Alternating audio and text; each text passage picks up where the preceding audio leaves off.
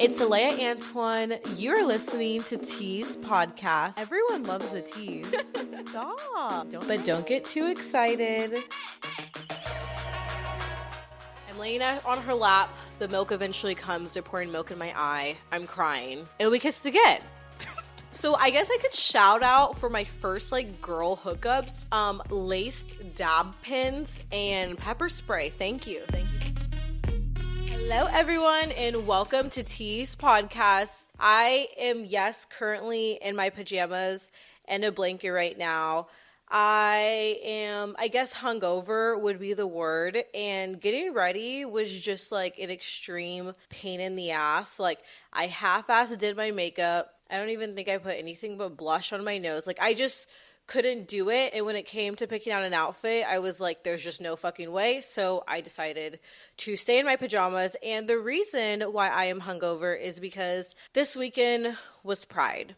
And Pride, I think that a lot of people think it's just a Sunday thing. But no. Pride is a 3-day bender from Friday to Sunday. That is what this episode is going to kind of get into. But I am wearing a blanket over... Oh my God. I am wearing a blanket as an emotional support fidgeter. I think I feel especially fidgety because of the amount of anxiety that I'm dealing with. Anxiety burdens me every time I drink. I actually went 2 years without getting drunk because the amount of anxiety that I get is ridiculous, and also because I think one of the reasons why I do not like getting drunk is because I talk a lot. If y'all think that I talk now, when I am drunk, I don't fucking shut up. And it's not one of those things to where I'm going up to random people and talking. No. If you ask me a question, I will tell you exactly what I think. If you ask me my opinion, I will tell you exactly what I think. If you ask me to tell you a secret about myself, I will probably spill it. When I'm drunk, I am honest Aunt Nancy. Wait, no, that's not a thing. What is it? Honest Abe? I am honest Abe when I'm fucking drunk, and that plagues me because then I wake up the next day and I'm like, what the fuck did I say? I sent all of my friends a shared album with a bunch of videos in it. Keep in mind, these videos were ranging from 4 to 2 minutes. And I had to stop watching the footage because in it, I am literally screaming in the background going, I think that this and this. And I'm singing every song. I didn't even watch the videos. I watched one video for 2 minutes and I had to stop it when I hand the phone to Kai and I go, you better get my ass in this shot. And I have to say, my ass looked really good. You can go look at my Instagram for a good bikini picture. Speaking of which, I made it out of Pride with a total of 6 acrylics on, which is enough for one hand and one finger, but that is completely okay.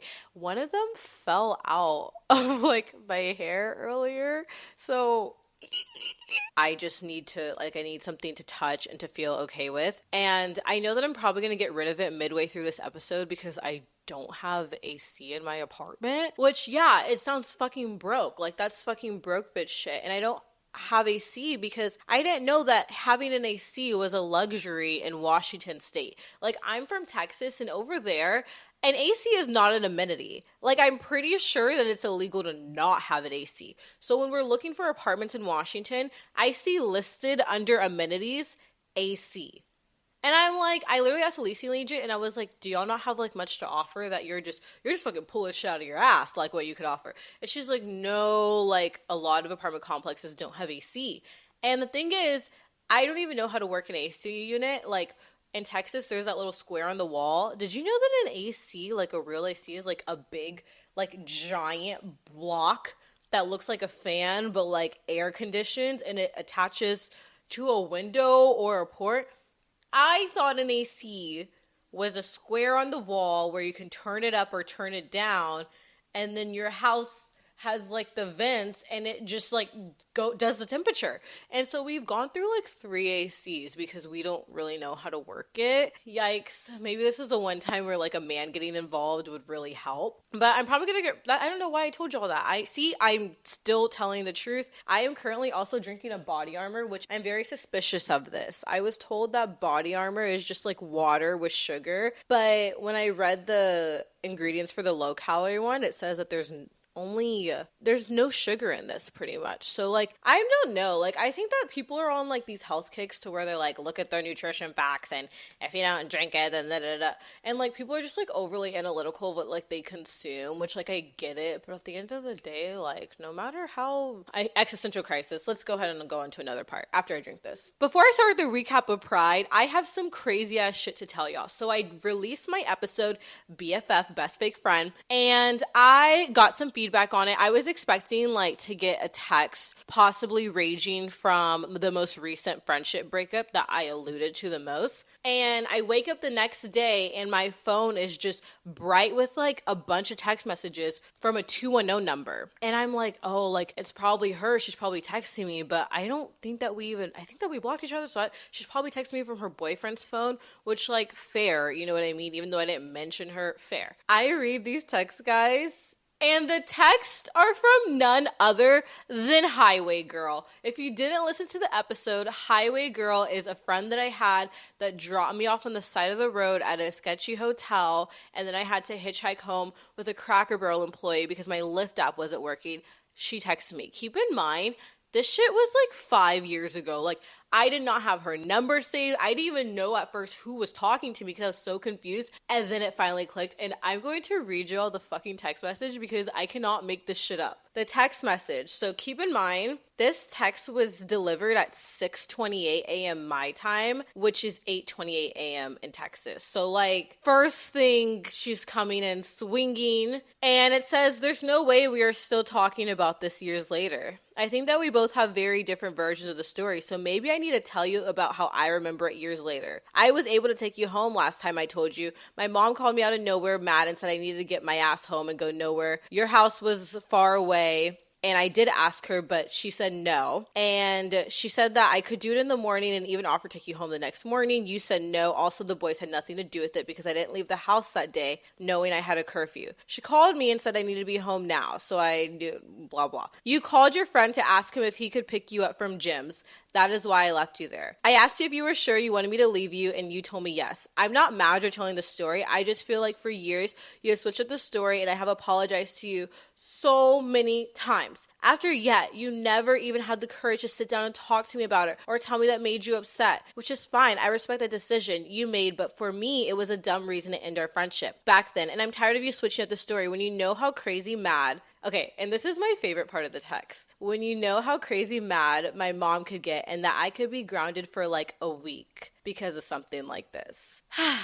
There's a few things that I want to debunk from this text. First of all, if you're wondering what I responded, I didn't. Because we are not talking about this years later. We don't talk at all. I'm talking to you guys. So, first of all, there's nothing to respond to because this was just crazy. I don't even know why it was sent. I don't know if it was for like an apology. But what I do know is that the list of events in this text are completely wrong. We did not go to gyms. We were at BJ's at Lock and Terra. What do you mean we didn't leave the house because you had curfew? We went on a hike and then we went there and that's when you saw the guys there, okay? I did not call my friend. He called me and she said that she left me at gyms. You know, I kind of wasn't too surprised because right after this text, I noticed that I also got like a suspicious hate review, which, I mean, I'm not mad about a hate review. I think if you get a hate review, you're like finally doing something right. But I just didn't know if I had enough listening to like start warranting that, you know? And so I was like just shocked because I was like, what was the point of this? What was the point? I think the point was that the same point from 5 years ago was that her mom would ground her. And here's the thing. If you're wondering our ages, we're 22. I'm 22 and she's older than me. If you're texting me about your mom grounding you at 22 years old, I don't think a story on my podcast from 5 years later is your biggest issue. I'm sorry, but I just don't think it is. I just can't wrap my head around it. But I think that I just had to read it to y'all because that shit is so funny. And a lot of y'all were like, what the fuck with that story? But I think that my biggest takeaways from getting that text were, one, if you get the feeling that you should drop someone because it's not working anymore, you are probably right. You are right. That just like confirmed everything to me. I think that it also confirmed that I need to change my fucking number. Like, honestly, I need to take accountability in this because Aleya, why do you have the same fucking phone number that these people can text you at. Like, why have I not changed it? I kid you not, I have had the same phone number for eons, like since I got my first phone when I was 13. And it is time for a change because I am able to receive texts like that from people in the past. And at what point am I going to take accountability for that? And it's so weird because I just deleted like 300 contacts because I thought that, oh, if you delete people's contact, then they won't come up in your social media search. You know how your social media stays bugging you about, I want to connect your contacts so you can see your friends? Fuck no, I don't want to connect my contacts. But I deleted 300 contacts just in case, because even when I click no, it still happens. And I realized the reason that it still happens is because it doesn't matter if you don't have their number. If someone has your number, they can find you on socials just from you connecting your contact. I had no fucking idea. My grandma warned me about this. She always told me, don't use your number, don't use your name on anything. She actually really hates the fact that I do social media. Like, she really fucking hates that. But I had no idea. And then I was like, that makes so much sense because the person that texted me this has been watching all of my stories recently. And I was like, how is she even seeing my stories when we don't follow each other? Come on, Aleya. Come on. I didn't change my number. So I think that my biggest goals for this summer are going to be changing my phone number and going to the gynecologist. Those are my two uphill battles, but by the end of the summer 2024 I will have them completed because my medical insurance is going to be expiring soon and I need to get that done. But let's talk about Pride weekend. I'm going to include some footage from the weekend throughout this video. Like I said, haven't seen the footage. I kind of don't think I remember what even fucking happened. So I think going chronologically would be the best order of business for me. And I want to just go ahead and apologize if my voice is in the background. That's another reason why I couldn't watch the videos, is because listening to yourself on recording, screaming while drunk, it just doesn't seem like the biggest confidence boost before I do a podcast and have to record myself talking. So let's fucking go. This weekend was like actually insane. We had planned it for probably about a month, and then the day comes on Friday and I am just no longer excited. I literally laid in bed all day. Me and Kai did not pack into the last minute, and I think this had to do with two reasons. I think it's because, one, is it just me, but whenever I have a build up for something and I'm so excited, I could be thinking about it for a month, the day that it's actually there, I no longer give a fuck. I think it's one of those things, the excitement is in the anticipation. I don't care, call it lazy, call it whatever you want. I think I just really hate the idea of getting ready. Like, I do not like putting on my makeup. I don't like doing any of that. I wish I could just snap and have it all done. I've gotten my makeup done by other people before and I like the results, but still the process just is not very fun to me. And then I think it's also because we were supposed to stay at our friend's house. The plan ended up falling through the day before, and there's nothing like not knowing your sleeping arrangements completely to really kind of spook you for the weekend to come. Like, ooh, what the fuck am I even packing for and where I'm gonna stay? So we do that. We get ready for Friday. We get all of the alcohol together, which was an insane amount of alcohol. Kai literally got a huge handle of Jameson and made like a giant green tea shot. And when I say a giant green tea shot, I don't mean like we put a green tea shot in cups to drink.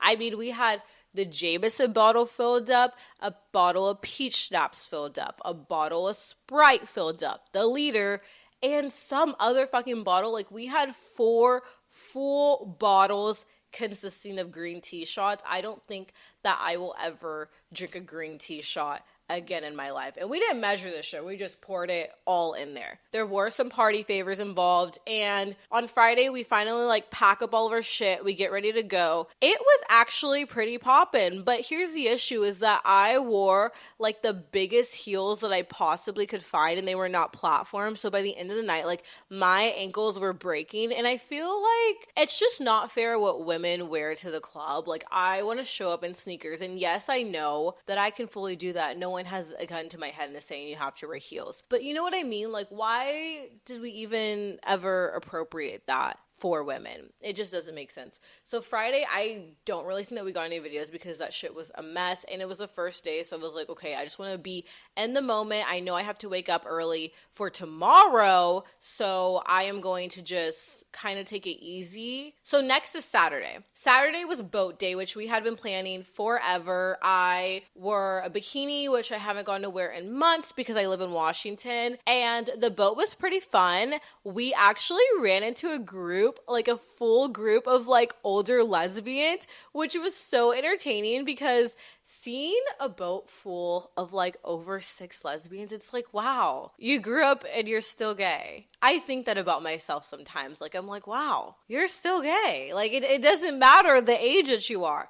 And personally, I think it's also hot because something about, like, you know how people have, like, MILF fantasies or they love, like, grown women and all that stuff? I don't think there's, like, anything sexier than, like, an older mask. I don't know what it is, but something about them.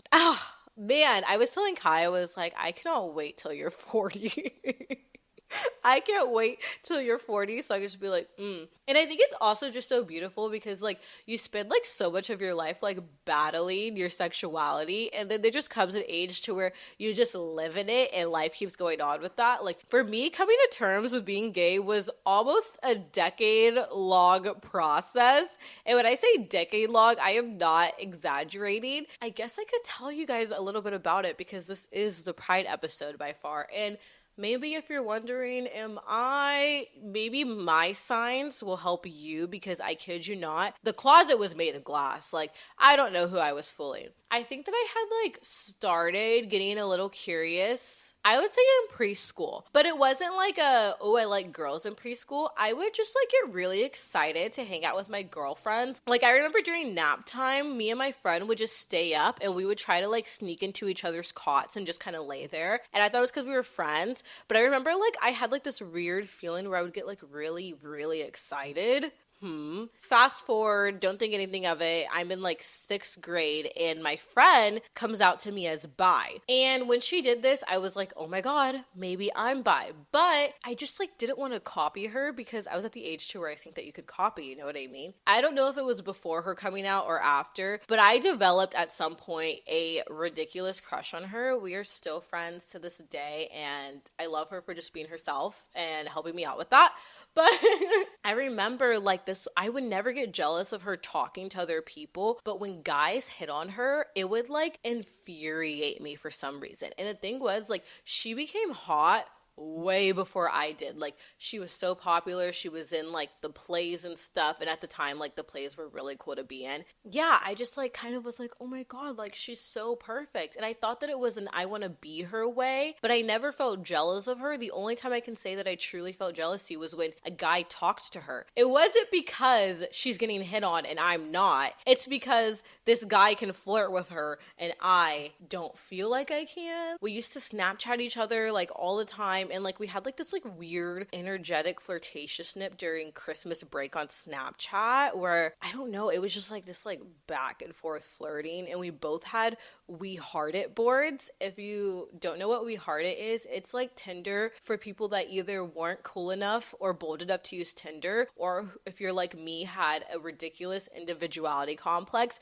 and was like, I can't use, wait, did I say Tinder? Tumblr. It was Tumblr. Or if you're like me who had a ridiculous individuality complex and I just couldn't use Tumblr, so I used We Heart It. So we had We Heart It boards. I don't remember what the title was, but it was just black and white photos of girls hanging out and kissing and all this stuff. And we would just send each other pictures back and forth. And we would flirt over Snapchat. Keep in mind we're best friends, but we didn't see each other for that Christmas. We saw each other in person and we act like nothing even happened. So I'm like, okay, whatever. And then honestly, at some point along the way, I just forgot that any of that happened. Like, I'm not even lying, hand on the Bible. I feel like the reason why me coming out took a decade is because I literally just forgot. Bible, I think that I forgot because at the time my family was like really struggling with money. We moved into a 2-bedroom apartment with 6 people. When I'm living in an apartment and sharing a room with my 6-year-old stepsister, do you really think what's going through my head is, oh my God, am I gay? No, it's giving, how do I get out of this situation? I just think that I forgot about being gay because life became so fucking traumatic and tumultuous that like my sexuality was the last thing on my mind. That happened. And then in high school, like I was on my boy shit, but even hooking up with guys, like I remained a virgin for I think longer than you would have expected, solely for the reason because if I hooked up with a guy that I just like got fingered or whatever, I was like, I'm good. I'm G, dog. Like, we don't need to have actual like sex. And I was like completely satisfied with that. Like, I was not returning any favors. That was literally it. Another telltale sign, Pretty Little Liars. If you watched Emily and Paige's hookup scenes, gay, because my mom would fast forward that shit and I would be like, rewind that, run that back for me. And so that was another one. I think also like I like loved Sports Illustrated, and I didn't know if I wanted to be in Sports Illustrated or if it was just the content that they were presenting for the masses. I think that was my only YouTube search. Like I was constantly clearing that shit out. I would say that's another telltale sign. And then flirting with girls at parties. I did not go through the phase of kissing my friends at parties. I don't know why. I just don't think kissing when you believe one person straight is fun. Like, I truly believe that I was straight, so I didn't see the reason for that. And even now, like, if I kiss my gay friend at a party, that's fine, but like, I would never kiss my straight friend. Like, I don't know, there has to be like some sort of reason, and I don't see the reason if there is no reason. So I didn't do that, but I would always flirt with girls at parties. And the guy that I was like talking to, I remember, he was like, why do you keep flirting with that one girl? And I was like, well, she like was standing by herself, so like I felt like it was my personal duty to make sure that she was okay. This girl was older than me, but it was my duty to make sure she's good. Fast forward, like this is all just going on chronologically. And then my senior year of high school, this is like when it actually like the tables really started turning, was I made this new friend group, and on Thanksgiving, we all like hung out at each other's house or whatever. And we went to the mall for Black Friday. And I remember at the time I had a dab pen. Keep in mind, I lived in Texas. So when you get dab pens, when you get weed, you are buying it from the street. Who knows what's in it? I got it from one of my closest friends, but even he gets it from another guy who gets it from a guy. So like, even though I trust where I got it from, I don't know where he got it from. So we have a dab pen. We get back from shopping. We all hit this dab pen. Come to find out, that dab pen was actually laced with crack and meth. Yeah, it was like a crazy dab pen, because I remember the high was not like when I get high now, I'm like chill, no, I felt like I was like go. Like, I remember having that dab pen, and I would be at track practice and I could run like 4 200s, which is like half the loop. And I would be like, come on, coach, I can do 2 more. Like, put me in. And it's probably because I was like on street drugs. I ended up making out with a girl on my friend's bed, and keep in mind, I don't make out with my friends. And that was fine, whatever. We didn't talk about it again until one day we were at Walmart. We're walking into Walmart, and it's like 9:30 at night. And I'm like, guys, I don't think that we should be walking to Walmart this late at this time. One thing about me, I'm a fucking scaredy cat. Oh, I need to take this off. If my pants are wrinkled, I'm sorry. One thing about me is I'm a fucking scaredy cat. I think that it's because my mom was the type of mom that would show me every bad news article. Do y'all have parents like that, where you're like, hey, I'm getting ready to go to New York? Oh, did you see this article about how like 7 people died in New York? Like, it's like, why do you tell me these things all the time? I'm convinced that is where my anxiety started. So I'm really scared. I'm like, I don't know if we should be going to Walmart after 8. Like, no, And one of my friends goes, no, don't worry about that. I have pepper spray. She sprays it into the air, and I'm walking next to her, and the pepper spray, the wind must have just caught it from her and just sprayed right back in my face. So I just got pepper sprayed by the fucking wind. Like, I literally am running around the parking lot. My eyes are covered. I ran into a car, and then I fell backwards. And my friends were like, okay, we're gonna go get milk from you. Luckily, we were at the store, and they're like, we need, like, one of the girls needs to stay with you. Who do you want to stay with you? And I was like, I want her to stay with me. Why did I say that? It was the girl I made out with. Why did I say that? I'm laying on her lap. The milk eventually comes. They're pouring milk in my eye. I'm crying. And we kissed again.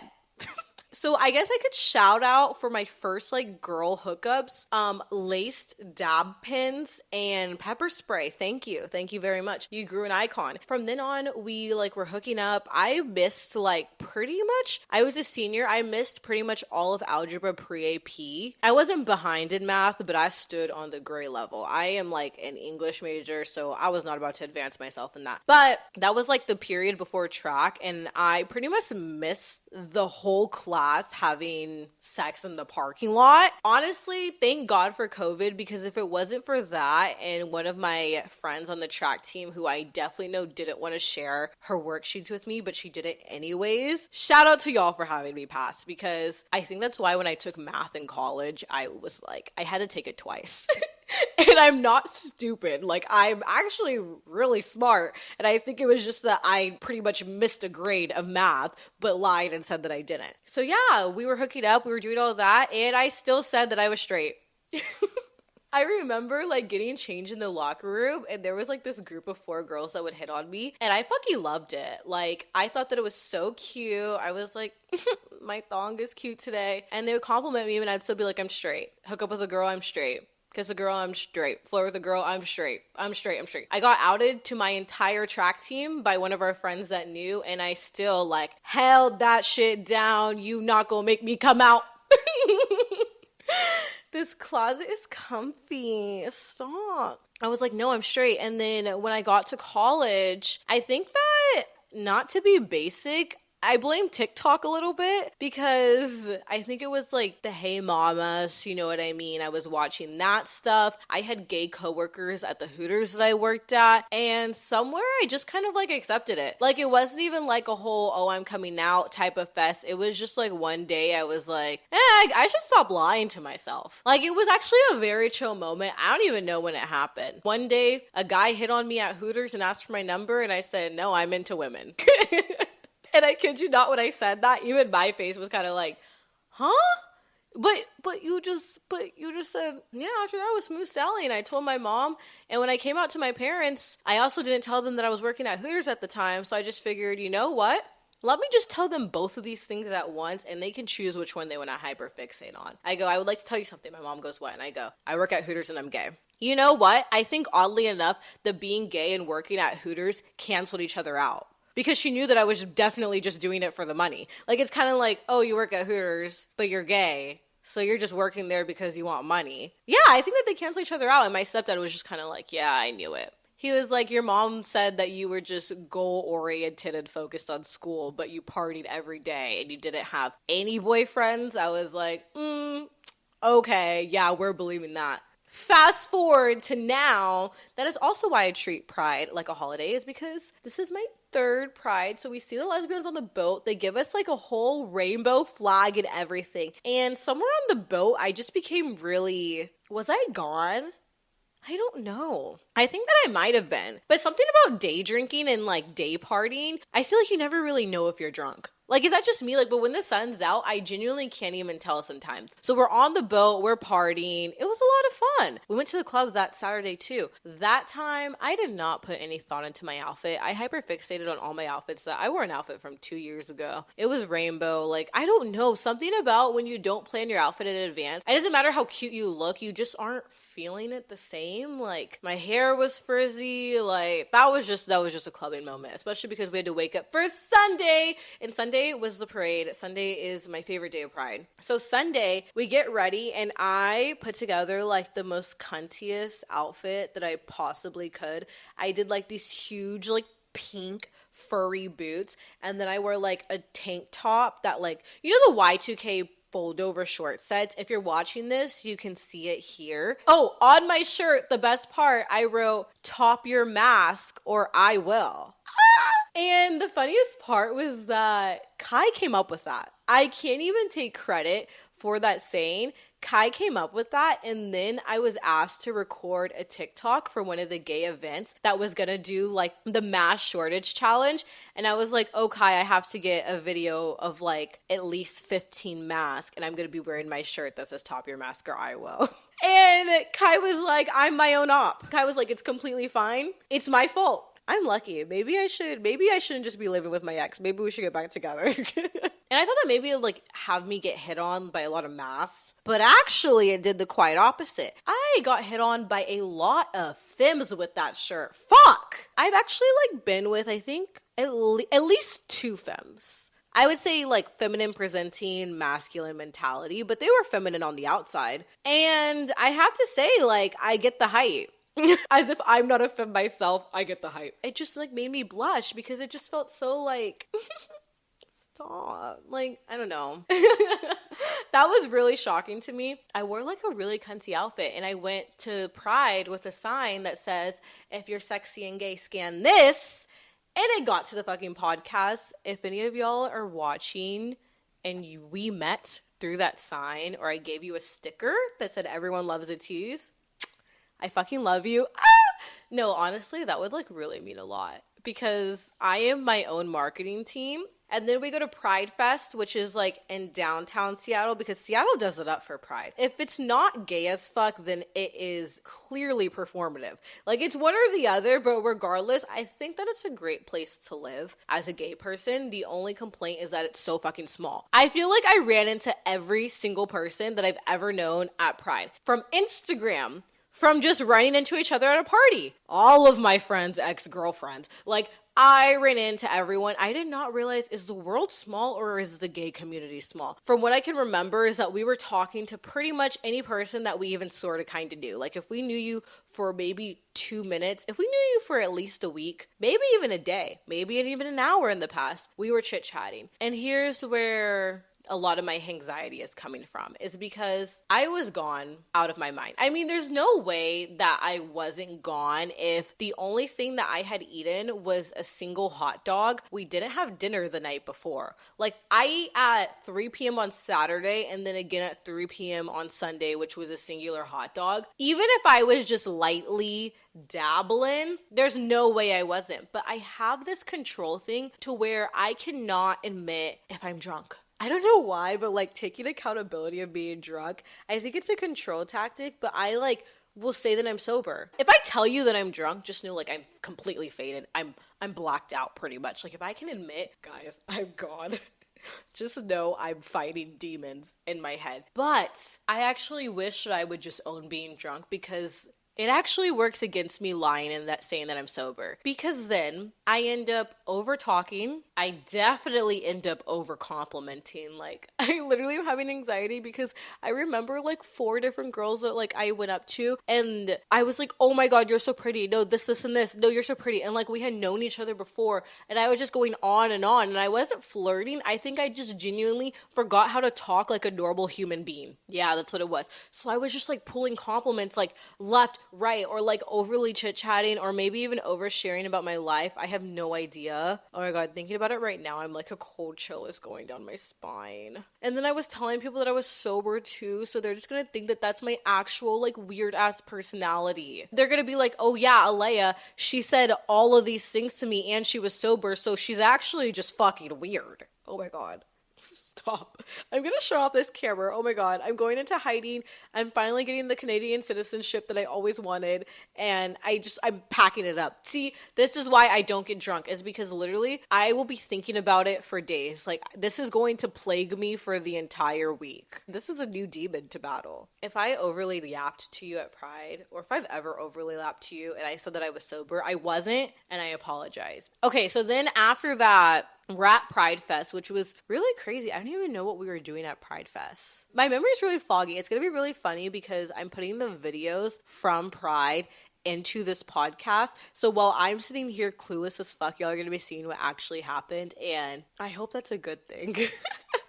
After Pride, we ended up going to the gay party. I remember doing the mass TikTok. Went back to the club.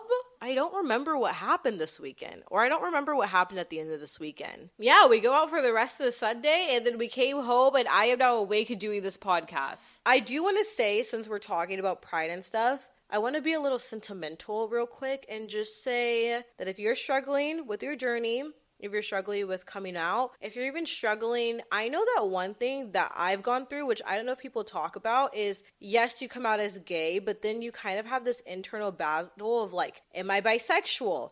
Am I a lesbian? Am I pansexual? I'm pretty sure I've gone back and forth between bi, I scratched it out officially now, pan, lesbian. I feel like we're always confused about what should my identity be. And I think that one thing that's really landed with me and helped me through all of this is that you have to remember that labels are very man-made. Like, labels aren't the end-all be-all of your sexuality. I actually think that sometimes labels might hurt sometimes because they feel like they put you in a box when really sexuality is fluid. And then to make it even worse, we try to label the amount of fluidity. That's been one big battle that I've struggled with my sexuality, is just like, where do I fit in? And if I choose a label right and I go back on it, is that wrong of me? I can say that once you come out, the journey never really ends.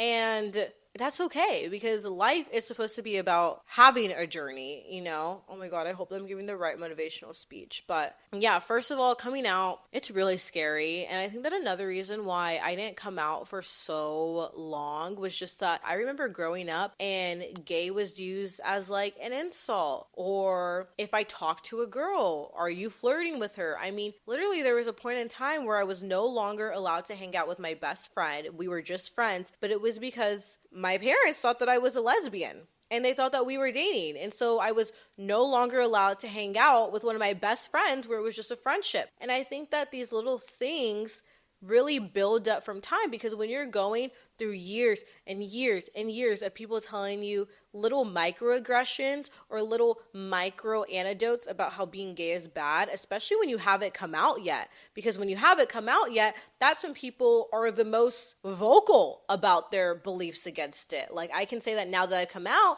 I don't really hear anything about it. But when I wasn't out, I would hear all the time. As a kid, like, whoever was gay in our grade and was out was constantly picked on.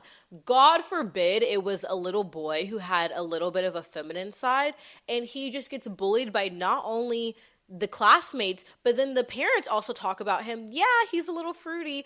And then he finally comes out and everyone's like, oh, we already know, and takes the sunshine away from him. Even though he's finally owning it, since you already put that label on him, it doesn't mean anything. And I feel like that there really should be no timeline. And I think that sometimes when people tell other people, how did you not know? It's very easy to not know when you want to believe so bad that you're quote unquote normal, that you're quote unquote straight. Like, I went to private school. So when you add religion into all that, I mean, fuck. The amount of religious like trauma that I have not addressed from like both race and sexuality is completely ridiculous. And I remember graduating, no, I didn't even graduate Catholic school. The mental drainage was terrible. Like, I'm traumatized. And you are not alone if you're feeling that way, because I would say that that's actually a very popular way of feeling. Like, the societal trauma, the family trauma. If you have a family who gave you a difficult time, I know people who have been kicked out of their house.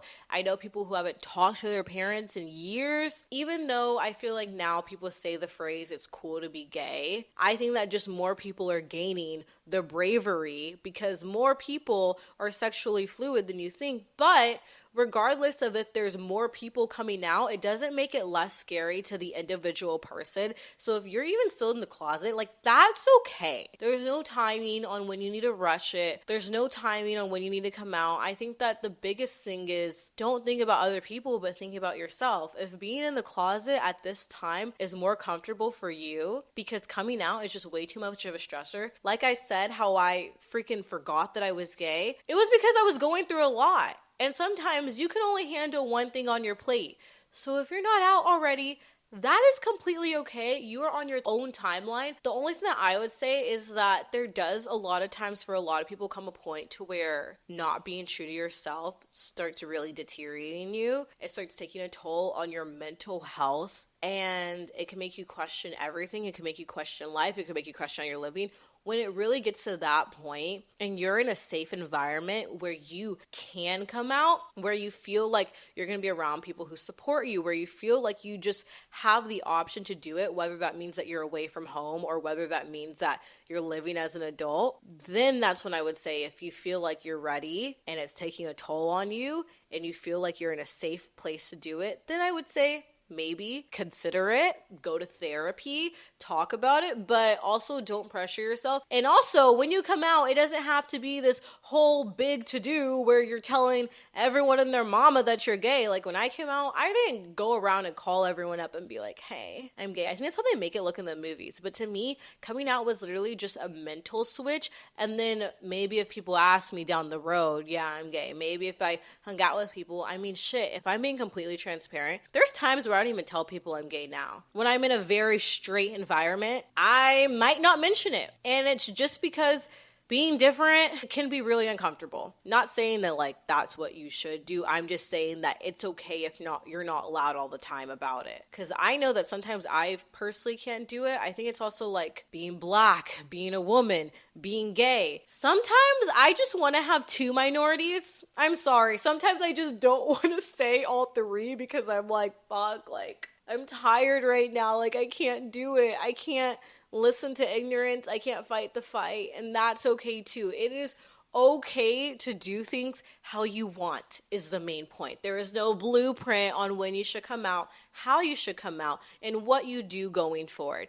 As long as you're honest with yourself, you are okay. So I wanted to offer that piece of advice to anyone because I think that I could have really, really used it. So sexuality is not linear. It's not something that you have to stick to. And I feel like it's something that more people than you think battle with. Women are so pretty. So like, I don't know. My brain is like low-key melting. That is all that I have for you guys today. First of all, happy Pride, bitches. Second of all, wow, I gotta say it. I'm gonna say this till at least episode 10.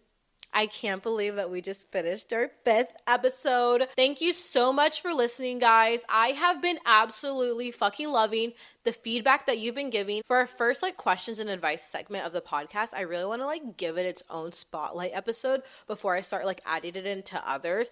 So keep writing them in, please, please, please. And I'm begging you. I think that I might have a couple ops now, especially after reading that text. So if you could rate the show 5 stars, please, please, please, that would be lovely. Don't worry, eventually I'm going to do a giveaway. I'm going to incentivize this once I get some more money going, if I'm being honest. Be sure to subscribe to the podcast, not just where you're listening from, but on every platform that you can. Share this with anyone who you think really needs to hear it.